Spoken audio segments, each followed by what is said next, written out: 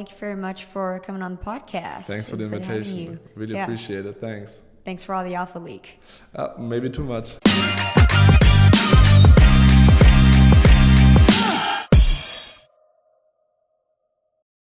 Welcome to Interchain FM, the Cosmos radio station covering all things blockchain interoperability and DeFi. We're here with Valentin Paleo. I hope I pronounced it. Valeo, yeah, that's my online name. Yeah, Valentin Valeo from Quasar. So why don't you give us an idea about what the project is about and what your background is? Sure. Hi, everybody. Thanks for listening in, by the way.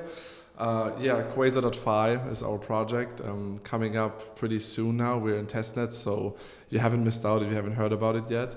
But we are essentially building one of the first yield aggregators on the Cosmos ecosystem, and we are specifically designing it around IBC and Interchain accounts so that value capture across chain is going to be much more streamlined, and users are going to have a one-stop shop to essentially invest into whatever the Cosmos ecosystem has to offer. And we're bundling this into a treasury you can stake into that runs the only index strategy in the all of Cosmos ecosystem. Mm-hmm. And the reason why I'm sitting here with you today is because our first vault is going to launch on Osmosis quite soon. That's very exciting. So yeah, you leaked some alpha at OsmoCon, which was only a couple of days ago, but it's going to be a long time ago after this podcast goes live. So yeah, why don't you talk a little bit about what was disclosed there?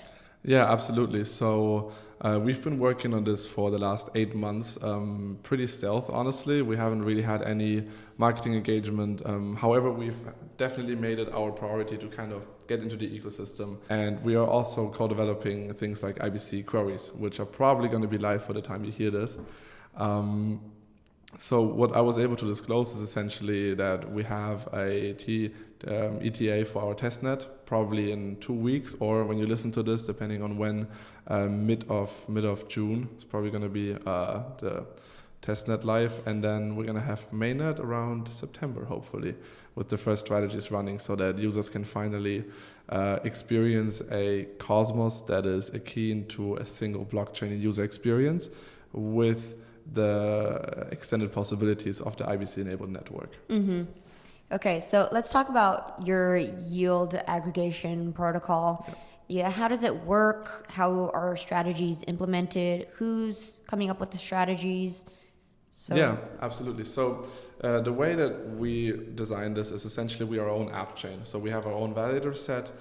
We made that conscious decision to make sure that we are unbiased and we're not necessarily attached to another network as our main home, essentially. And then what we did is we are using CosmWasm smart contracts that are going to be the independently governed vaults. And we are building the infrastructure to enable those smart contracts to run strategies on all other IBC-enabled chains. On top of that, we are also working on enabling multi-hop. That's a module that Strangelove is currently developing. There are some issues there left to be figured out, but once that happens, the way it would work for the end users, they just stake Quasar or Atom or Osmo or whatever asset we allow on our platform into the specific vault, and then the rest happens automatically. So the token transfer across IBC happens automatically, even across multiple chains if necessary. The strategies are going to run automatically or managed by a team. So that kind of segues into the question you had about who actually does the strategies.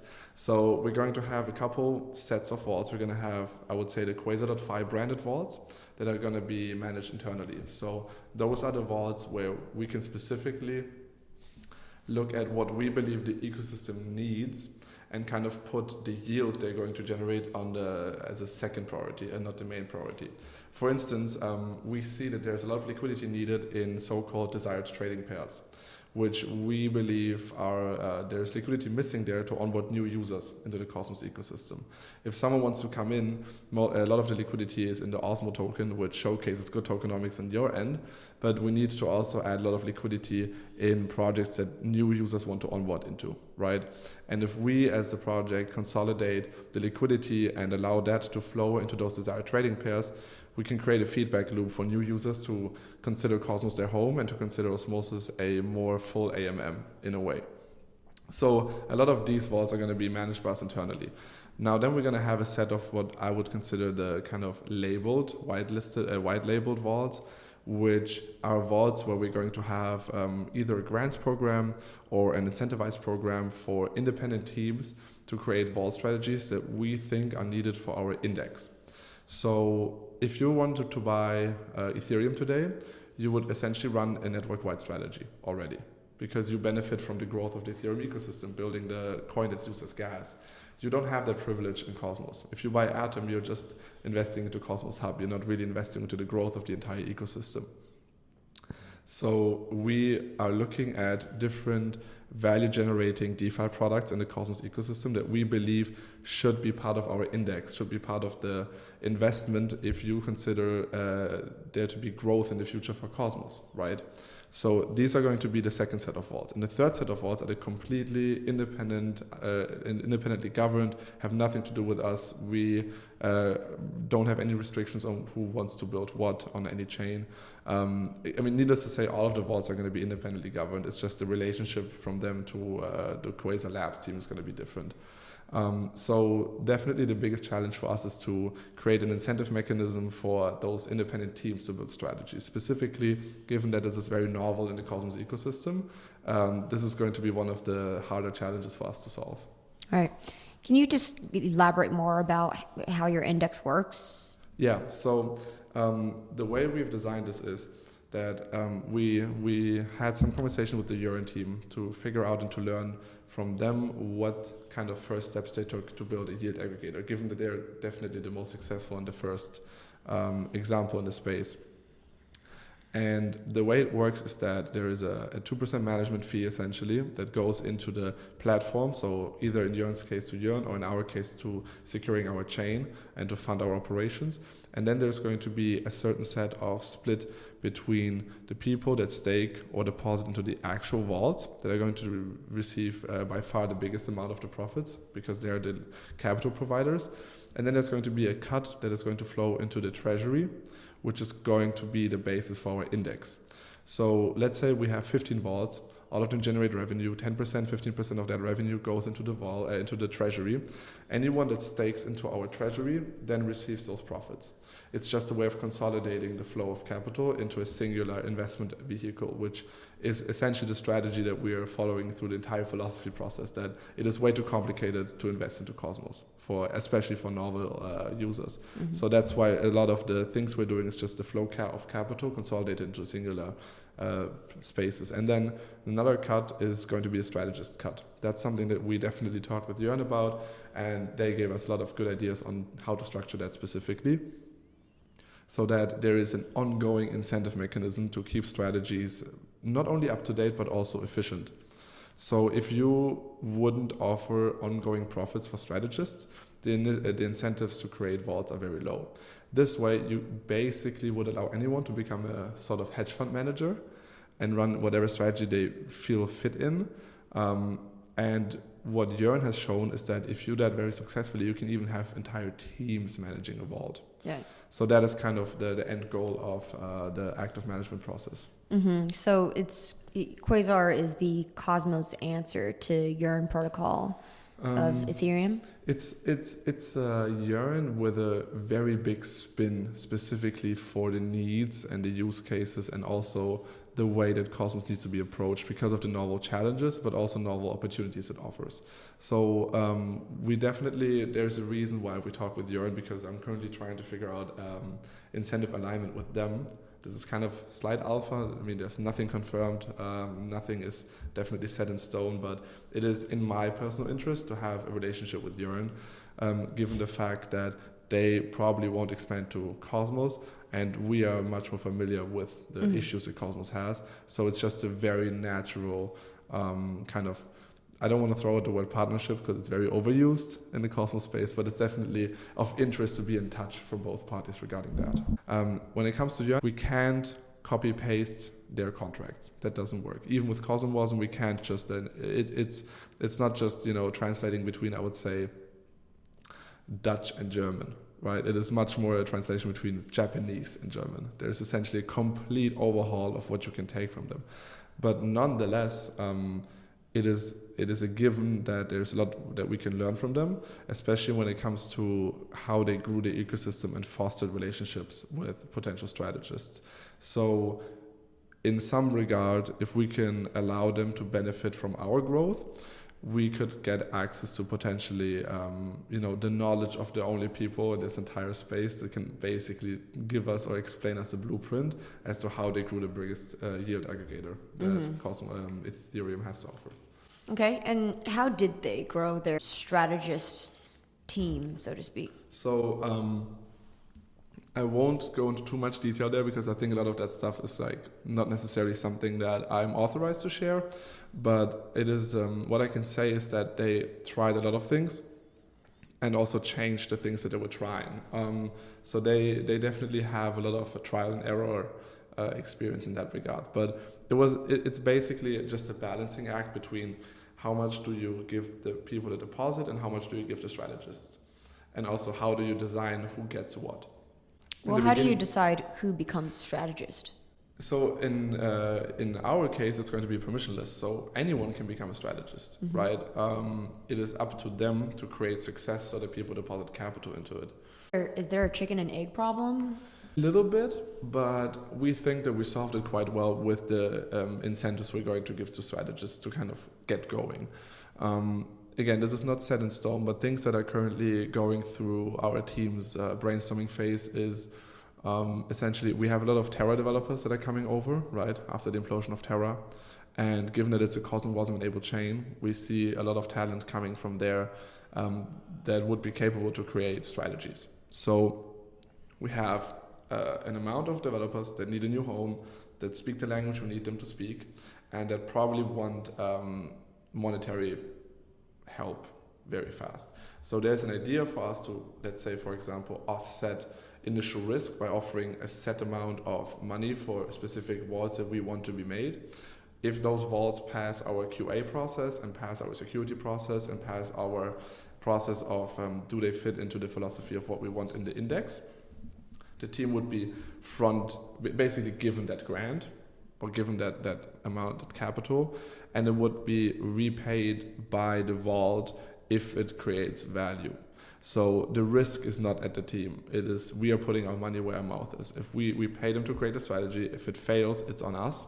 If it doesn't fail, we get our money back, and after that, the initial team that created the vault gets the rest of the strategist revenue, because we obviously want them to keep being incentivized to improve strategies in the long run.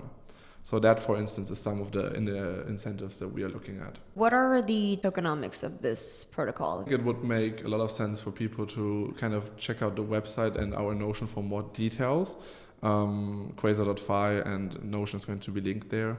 But to kind of give a top-line overview, it was my philosophy to make sure that the Quasar token doesn't decrease the user experience. I think a lot of tokens kind of fail at that. They put themselves in a way hostile between what the user wants to do and the end result. You kind of have to go through their token, which in a lot of cases is very justified. But in our case specifically, because we are so, I would say, directly going for non-DeFi users and directly going for people that have not been in the crypto space before, we feel like that would be very unsettling if they would kind of have to buy some asset they don't really understand. So there's a couple mechanisms that we created. Let's say you have a user coming in that wants to generate a vault. The only engagement they would have to have with the Quasar token is they would have to lock up a certain amount as a kind of deposit. Capital injection. Exactly. We're not speaking about huge amounts of money here, just kind of to make sure that we don't have 1 million vaults and 99% are dead. It's just kind of initial deposit to make sure that people actually don't create junk vaults, that we have actual quality. Is there a minimum? Those numbers have not been fully fleshed out, to be honest. So that's the only engagement that someone that builds a vault has to have with the Quasar token. Beyond that, it's all optional. When it comes to the end user that deposits or uses our protocol, they also only have to use the Quasar token if they want to make use of our index strategy. Because it is proprietary to the amount of vaults we have to incentivize and align the the vision of the protocol with Quasar token holders and people staking into the treasury. So the way it would work is you would deposit one of the assets that we would allow, let's say Atom or Osmo coin, and maybe in the future we have some stable coins coming in right after Terra. If you go into the treasury, those will be auto-swapped for Quasar, and the Quasar tokens are going to be auto-delegated to validators to the same percentages that the validators had beforehand, so we don't include bias. So we don't have a bias towards validators. Now, what this means is the user clicks 2 buttons and is already running an index strategy of the entire Cosmos ecosystem. They can choose in which token they want to be paid out in. They don't have to be paid out in Quasar. Now, how many they're going to be able to choose, again, that is not set in stone yet because we're still developing. But it is definitely my goal to allow users to get the token back they deposited in the revenue. So if you deposit Atom with us, you get Atom back, right? And then the tokens, the Quasar tokens being auto-delegated, immediately secure the chain, which is kind of the #1 priority for us, given that if we really want to become the home of capital and investment opportunities moving forward, there's a very clear #1 priority, and then the rest, right? The #1 priority being security, and the rest kind of follows well beyond that. And we also make sure that users coming in and having exposure to the Quasar token, which in that case they have to, are immediately protected from inflation and emissions. We're not pretending that that is yield they create, right? Because it is inflation, but they're automatically receiving it, so they're not being diluted if they go through our index. So that is kind of the only 2 places where a user would have to engage with the Quasar token. If someone wants to deposit into a vault, there is no Quasar involved. If someone has an Atom vault and they want Atom to be deposited, you don't have to have Quasar. So that is kind of very important for me. Just to make sure that people don't look over our protocol and move to another place, just saying, oh, I don't want to be exposed to that coin. I don't understand, I don't know what they're building. I don't know how legit the team is, what are the tokenomics of Quasar, when is the unlocking period, what are the VCs doing. That should not be the concern of a huge amount of our investors. They should only be concerned with how and which strategies they want to put their money in, or if they want to deposit into the index. In a way, to wrap this entire thing up, I'm trying to build a product that we can recommend our parents. And that is a huge goal in DeFi, given the risk vectors that we have to face, like front and back, right? I'm not saying that we're going to get there in a year, but that is certainly, honestly, my goal. For instance, seeing that there is like some exploits with bridges happening, I'm not going to be very interested in using synthetics or allowing that, because I feel like you give up almost everything the blockchain stands for the second you use kind of permission bridges, right, and singular points of contact. I'm also going to make sure that we have an insurance partner. We're currently talking with Nexus Mutual. We are not sure if we qualify because they haven't insured a Cosmos project yet. In case someone doesn't know them, they're essentially a decentralized mutual, a decentralized insurance fund. So you can insure DeFi products, and they take a percentage of the yield. So it is very interesting for me to make sure that the Quasar vaults and maybe the kind of index vaults have the ability for users to choose to get insurance on them, even if it cuts into their yield. Because I would definitely be much more comfortable telling my parents to invest if I know that they can have actual insurance on the product. You went through a whole lot right there. Let's just break down your potential users and how you see them interacting with the project. First set of users, validators. Pretty simple. We want to have as many validators as possible. We have a big amount of staking rewards set aside from our tokens. I think, if I'm not mistaken, 10 or 20%. And we're gonna actually take a book out of your playbook and do a third inning. We really like that system. So yeah, validators, I mean, it's going to be the same engagement with any other Cosmos ecosystem app chain. We're not really trying to be different there. Standard requirements for validators.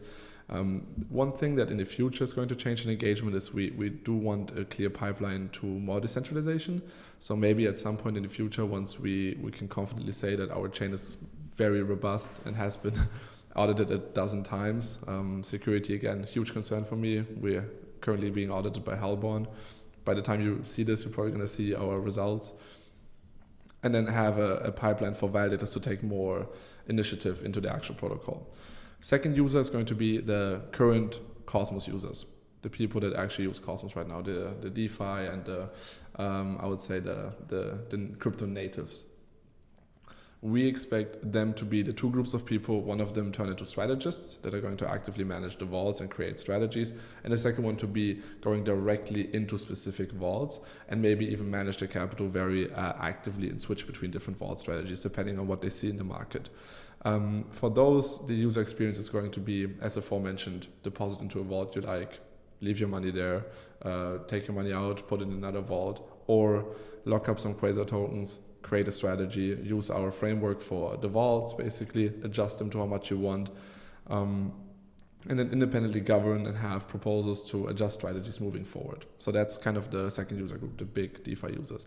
Then the third one, which is going to be the hardest to tap, but also the biggest potential for Cosmos, Osmosis, and the entire space, and for us, is retail investors. And for those, the entire premise is user experience, user experience, user experience, sure, and nothing else. The way we're currently designing our front end is that you don't realize it's a crypto project, and we kind of want to keep it the same way. Sure, if you want to, check out the Cosmos scan, you want to check out transactions, you want to see on-chain data, all of that will be available. It's just going to be tucked away in a way that the average user doesn't get exposure to that if they don't want to. You guys are doing that quite well. I feel like if you use Osmosis for swapping, you don't necessarily feel like this is a curve finance product, right? It's much easier to use. For that user group, the user experience is going to be predominantly stake into our treasury, and that's it. You don't do more. You get exposure to the index, you get exposure to the ecosystem, you provide capital into strategies, and you're auto-securing our chain. You're doing everything we want you to do with 2 clicks, and you wouldn't expect you to do anything more. And in the future, we're going to have some services attached to the treasury, maybe even enable users to use Osmosis swaps right on Quasar, so then they don't even need to change the site and leave the site. Maybe allow some bonding mechanisms akin to Olympus DAO, so that they can buy Quasar for a discount and feed the treasury with what we consider strategic assets.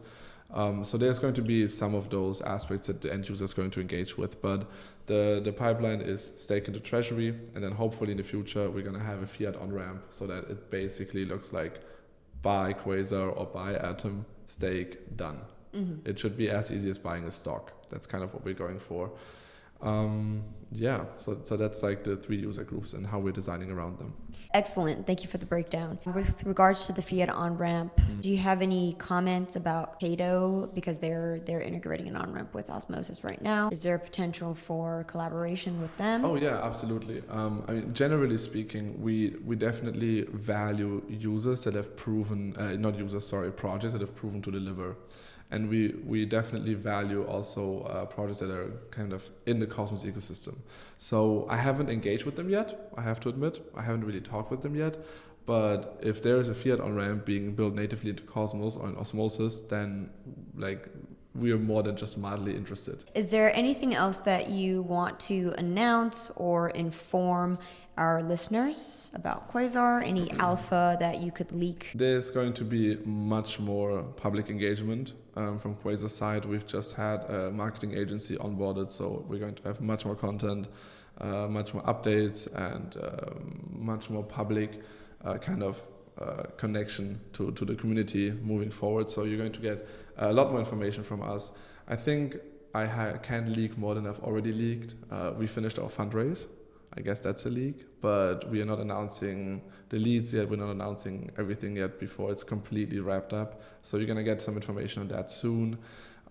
We also, I think it's not really an announcement, but I think it's important for potential investors and users in our ecosystem moving forward. We are a lean team. We're 7 people. We're probably going to go into 10. And I see the bear market going on for a much longer time. Mm-hmm. So we are definitely very runway focused. So don't expect us to be gone anytime soon. We are in it for the long run, and we're going to go for slow and steady and robust growth. And we're not trying to have a hype train come and leave our station before we blink. So if anyone wants to find out more, Quasar.fi is our domain. Quasar.fi, Quasar Finance on Twitter. You're going to get all the official links on our website. And there's going to be an interview of me published, I think, probably around the time this podcast publishes, right? From the OsmoCon conference. I would say that's kind of the extent of what I can share. See you around.